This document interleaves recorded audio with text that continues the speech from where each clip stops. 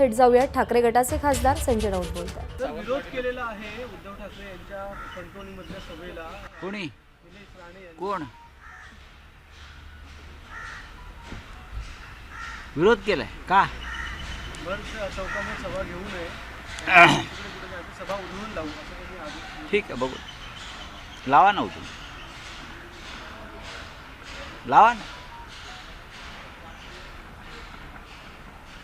हे अशा कोणी धमक्या देत असेल, फुसके बार सोडत असेल, शिवसेना आहे ही, बोगस शिवसेना नाही आहे.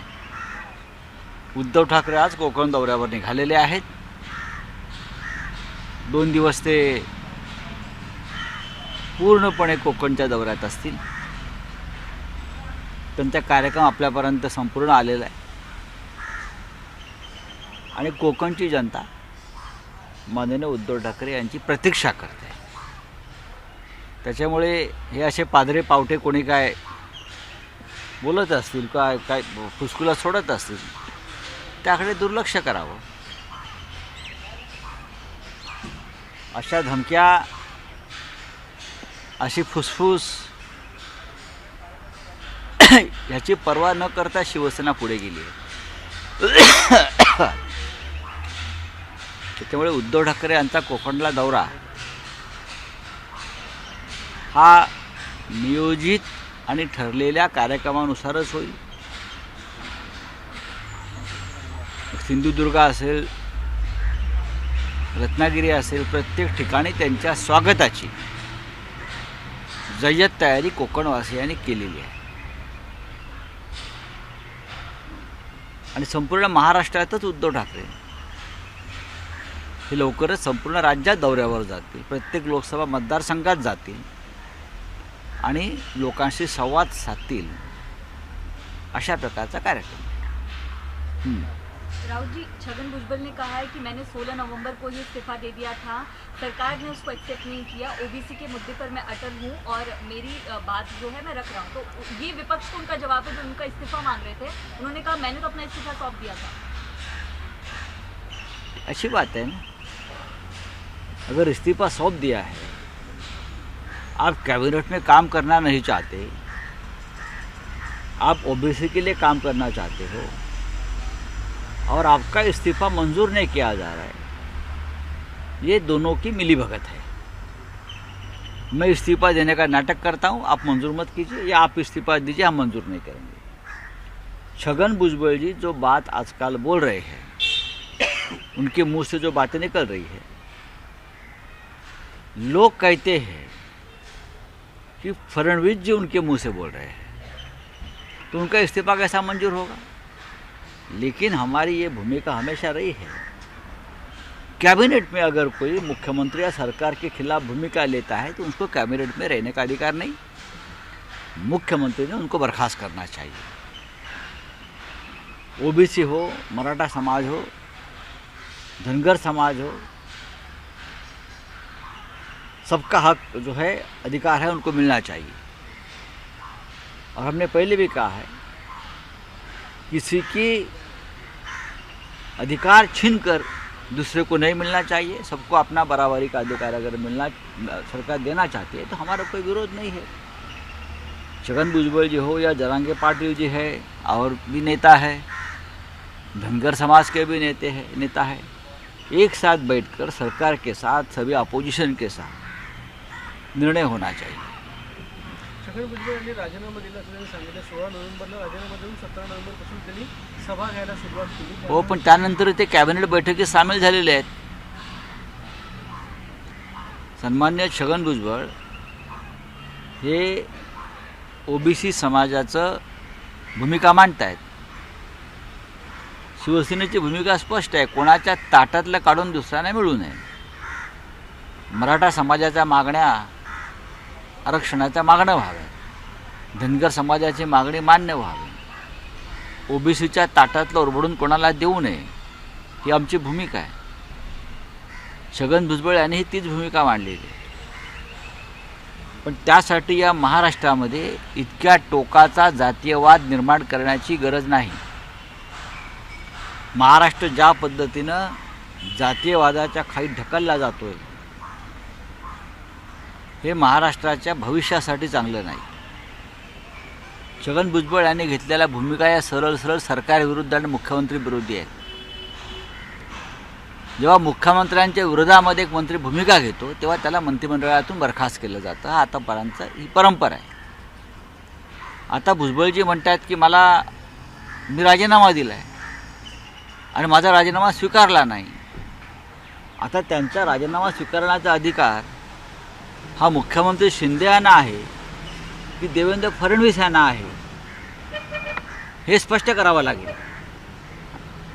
इतकंच मी सांगतो. त्याच्यामुळे हे जे आहे हे राजकारण महाराष्ट्रातलं हे लोकांना कळतं आहे काय चाललं आहे ते. बोला. सर भुजबल आणि शिंदे नाही, ठीक आहे, संपला विषय तो. दुसरा काय विषय. केजरीवाल के ऊपर अभी ईडी खुद दिल्ली हाईकोर्ट में गई है, प्रेस कंप्लेंट फाइल हुई है, लगातार समन वो नहीं पहुंच पाया. अब ईडी खुद दिल्ली कोर्ट में गई है. इस तरीके की कार्रवाई दिल्ली कोर्ट में गई. अच्छी बात है कि केजरीवाल जी समन्स को ज़्यादा महत्व नहीं दे रहे. फिर आपने हेमंत सोरेन को क्यों अरेस्ट किया इतनी जल्दबाजी में? वो भी तो मुख्यमंत्री थे. फिर आप उनके खिलाफ कोर्ट में क्यों नहीं गए? आप उनके खिलाफ कोर्ट में क्यों नहीं गए? केजरीवाल जी मुख्यमंत्री है. केजरीवाल कहते हैं कि हमारे खिलाफ जो कार्रवाई है वो गलत है, गैरकानूनी है. हेमंत सोरेन का भी यही कहना था. लेकिन आपने केजरीवाल के खिलाफ कोर्ट का दरवाज़ा खटखटाया और एक आदिवासी मुख्यमंत्री हेमंत सोरेन को आपने 7,000 पुलिसकर्मी लेकर, सुरक्षाकर्मी लेकर अरेस्ट किया. ये दोहरी न्याय नीति कौन सी है दो मुख्यमंत्री के लिए, ये मैं समझना चाहता हूँ. सर अडवाणी को आखिरकार भारत रत्न अडवाणी जी को मिलने अच्छी बात है. और क्या दे सकती है सरकार? जिनको प्रधानमंत्री बनने का जिनका अधिकार और हक था या राष्ट्रपति बनना उनका अधिकार था, उनको तो ऐसी जगह पे डाल दिया कि लोग उनको भूल गए. बीजेपी भी उनको भूल गई. आज जो राम मंदिर की प्राण प्रतिष्ठा हो रही है और जो राजनीति वोटों के लिए चल रही है, उनके सूत्रधार तो अडवाणी जी थे. अगर अडवाणी जी ने राम रथ यात्रा नहीं निकाली होती तो आज की बीजेपी, आज के मोदी, आज के अमित शाह आपको नहीं दिखते, हम सब नहीं दिखते. लेकिन जब मौका आया तो अडवाणी जी को बाजू में कर दिया. अब अडवाणी की उम्र हो गई है 97 ईयर्स. अब उनको भारत रत्न दिया. अच्छी बात है, मैं स्वागत करता हूँ. वो हकदार है. देश के विकास में उनका योगदान रहा. 1 साल पहले उनको पद्म विभूषण दिया. अब भारत रत्न के बाद उनको कौन सी किताब देंगे आप, उनको कौन सी पदवी देंगे? अडवाणी को आप राष्ट्रपति कर सकते थे, मैं प्रधानमंत्री जी की बात नहीं कर रहा हूँ, लेकिन अडवाणी जी को आप प्रेसिडेंट ऑफ इंडिया बनाकर उनका सम्मान कर सकते थे, लेकिन आपने वो नहीं किया. अडवाणी यांना भारतरत्न जाहीर केलेलं आहे. थोडं उशीर झाला की लवकर काय हे पहा की अडवाणी यांना भारतरत्न दिल्याबद्दल आम्हाला आनंद आहे. आम्ही त्यांचं स्वागत करतो. अडवाणी यांच्या बरोबरीनं हिंदुहृदय सम्राट बाळासाहेब ठाकरे, वीर सावरकर, स्वातंत्र्यवीर सावरकर यांची मागणी आम्ही केली होती. पण आपली राजकीय सोय पाहण्यासाठी सरकार अशा प्रकारच्या पदव्यांची खिरापत वाटते. यावेळचे पद्मश्री किंवा पद्म पुरस्कारामध्ये बहुसंख्य भारतीय जनता पक्षाशी संबंधित लोक आहेत किंवा संघ परिवाराशी संबंधित लोक आहेत. लालकृष्ण अडवाणी यांचं देशाच्या राजकारणातलं, स्वातंत्र्य लढ्यातलं, सामाजिक कार्यातलं योगदान नक्कीच मोठं आहे. अडवाणी साहेब नसते, त्यांनी राम रथयात्रा आणि तो लढा सुरू केला नसता तर आजचा भारतीय जनता पक्ष तुम्हाला दिसला नसता. जो 2 खासदारांवरती होता तो आज 300 पार झाला आहे, त्या अडवाणींमुळे. अडवाणी यांनी सातत्याने अटल बिहारी वाजपेयी यांची पाठराखण केली. वारंवार त्यांनी अब की बार अटल बिहारी बरं का ही घोषणा दिली. त्यांची क्षमता असताना सुद्धा प्रधानमंत्री होण्याची त्यांची योग्यता आणि त्यांचा अधिकार असताना त्यांना दूर सारलं गेलं. आणि इतकं अडगळीत टाकलं गेलं की अडवाणींना लोक विसरून गेले. मग त्यांना कधी पद्मविभूषण पदवी द्या किंवा आता भारतरत्न द्या. आज त्यांचं वय 97 वर्ष आहे. अडवाणी यांना राष्ट्रपती पदाचं तरी सन्मान त्यांना द्यायला हवा होता, असं आमचं काय म्हणणं आहे. ठीक आहे, आपण प्रधानमंत्री झालेला आहात, आजन्म राहणार आहात अशी आपली इच्छा आहे. पण गेल्या काही वर्षात राष्ट्रपती पदावरील ज्या व्यक्तींची आपण निवड केली ती पाहता लालकृष्ण अडवाणी या देशाच्या राजकारणातले भीष्म पुरुष, त्यांना आपण सन्मानानं राष्ट्रपतीपदी त्यांना आणायला हवं होतं. आपण केलं नाहीत. आता भारतरत्न केलेलं आहे, ते आपल्या हातात आहे. ठीक आहे, आम्हाला आनंद, आम्ही स्वागत करतो. सर, गणपत गायकवाड यांचं अजून आमदारकीचं निलंबन झालं नाही आहे. कुठेतरी शिंदेकडे देखील अस्वस्थता वाटते. म्हणजे त्यांनी तुम्ही काल कोर्टामध्ये अत्यंत सुद्धा आरोप केले एकनाथ तुम्ही अत्यंत महत्त्वाच्या प्रश्नाकडे आता वळलेला आहात. या संपूर्ण राज्यामध्ये मुख्यमंत्र्यांच्या नेतृत्वाखाली गुंडगिरी सुरू आहे. मुख्यमंत्री कार्यालय, मुख्यमंत्र्यांचे निवासस्थान, मग ठाण्याचं असेल, डोंबिवलीचा असेल, मलबार असेल, साताऱ्याचा असेल, प्रत्येक ठिकाणी गुंडांना, झुंडांना, माफियांना खतपाणी घालणारं काम तिथून चालू आहे. अनेक निवृत्त पोलीस अधिकाऱ्यांना त्या कामी त्यांनी कामाला लावलेलं आहे. मी पुराव्यासह माहिती देईन. मुख्यमंत्री कार्यालयातून गुंडांच्या मदतीसाठी फोन केले जातात, पोलीस अधिकाऱ्यांना सूचना दिल्या जातात. गणपत गायकवाड यांनी केलेल्या कृत्याचं आम्ही समर्थन करत नाही. पण या राज्यात काय चाललं आहे मुख्यमंत्र्यांच्या नेतृत्वाखाली सध्याच्या, याचा उद्रेक आणि याचा स्फोट गणपत गायकवाड यांच्या कृत्यानंतर झालेला आहे. एक आमदार, जो 3 वेळा आमदार आहे, तो सांगतो आहे की मला गुन्हेगार बनवण्यासाठी हातात हत्यार घ्यायला या मुख्यमंत्र्यांनी मजबूर केलेलं आहे. कारण काही असतील. अत्यंत गंभीर असा आरोप त्यांनी केलेला आहे आणि त्या आरोपाची दखल ईडी आणि सीबीआयने घेतली पाहिजे, पोलिसांनी घेतली पाहिजे, आर्थिक गुन्हा शाखेने घेतली पाहिजे. गायकवाड म्हणतात माझे कोट्यावधी रुपये. गणपत गायकवाड क्या बोल रहे हैं? मेरे करोड़ों करोड़ रुपये एकनाथ शिंदे के पास पड़े हैं. माझे कोट्यावधी रुपये एकनाथ शिंदेकडे पडलेले आहेत, हे गणपत गायकवाड म्हणतायत.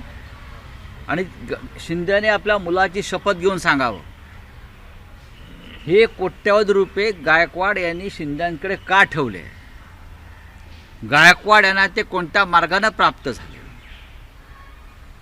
कोणत्या व्यवहारातून मिळाले. आणि ही 100 कोटीपेक्षा जास्त रक्कम माझ्या माहितीप्रमाणे शिंदेकडे त्यांनी कशाकरता ठेवलेली आहे, त्या रकमेचं पुढे काय झालं, मला असं वाटतं ईडी आणि सीबीआयच्या हा तपासाचा विषय आहे. ही सरळ मनी लॉन्ड्रिंगची केस आहे. जर हिंमत असेल फडणवीस यांच्यामध्ये आणि अमित शहा गृहमंत्री यांच्यामध्ये, आणि खरोखर ते सत्यवादी असतील, तर गणपत गायकवाड यांनी केलेल्या या आरोपाची चौकशी केली पाहिजे. फडणवीस म्हणतात चौकशीचे आदेश दिले आहेत, म्हणजे काय केलं हो? चौकशीचे मी आदेश दिले आहेत. एक आमदार फायरिंग करतो पोलीस स्टेशनमध्ये आणि आपण चौकशीचे आदेश देताय? कोणाला मूर्ख बनवताय? तुमचेच आमदार आहेत भाजपचे गायकवाड, कोट्यावधी रुपये ठेवले म्हणतात शिंदेकडे. कोणता पैसा या? फडणवीस सांगा तुम्ही समोर येऊन, हिंमत असेल तर. आता आम्ही सांगतो पैसा कुठून आला, कोणाचा आहे आणि या क्षणी ते पैसे कुठे आहेत. या प्रकरणामुळे पुन्हा एकदा देवेंद्र फडणवीस आणि एकनाथ शिंदे यांच्यामध्ये महाराष्ट्रामध्ये सर्व जिल्ह्यामध्ये शिंदेंच्या नेतृत्वाखाली ही गुन्हेगारी सुरू आहे.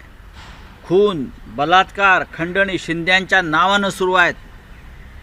अहमदनगर जिल्ह्यामध्ये एक वकील दाम्पत्य आढाव, आपल्याला माहीत असेल, त्यांचं अपहरण करून त्यांचा खून झाला खंडणीसाठी. आरोपी शिंदेंचं नाव घेतात, आम्ही शिंदेंचे माणसं आहोत. काय करतात विखे पाटील? त्यांच्या मतदारसंघातलं हे अलीकडचं प्रकरण आहे. एक वकील couple mister and missus Adhav, advocate Adhav, उनको कोर्ट परिसर से किडनैप किया और उनका मर्डर किया गया। Ganpat Gaikwad MLA police station में फायरिंग कर रहा है। मुख्यमंत्री कार्यालय से फोन जा रहे हैं, किसको छोड़ना है, किसको अरेस्ट करना है, किसके ऊपर एफआयआर लॉन्च करना है। हे आपलं राज्य महाराष्ट्राचं। हां, शिंदेंनी बोललं पाहिजे, समोर या, आम्ही तुम्हाला प्रश्न विचारतोय। गणपत गायकवाडने जो प्रश्न उपस्थित केला आहे, माझे पैसे कोट्यावधी आपल्याकडे आहेत, कोट्यावधी रुपये, ते कसले आणि त्या पैशाचं आपण पुढे काय केलं? ईडीला माझा सवाल आहे, माझा सवाल सीबीआयला आहे, माझा सवाल लाचलुचपत प्रतिबंधक खात्यातल्या प्रमुखांना आहे। आपण IPS आहात, या समोर आणि सांगा, गायकवाडच्या आरोपावरती आपल्याला उत्तर द्यावं लागेल। ABP माझा, उघडा डोळे बघा नीट।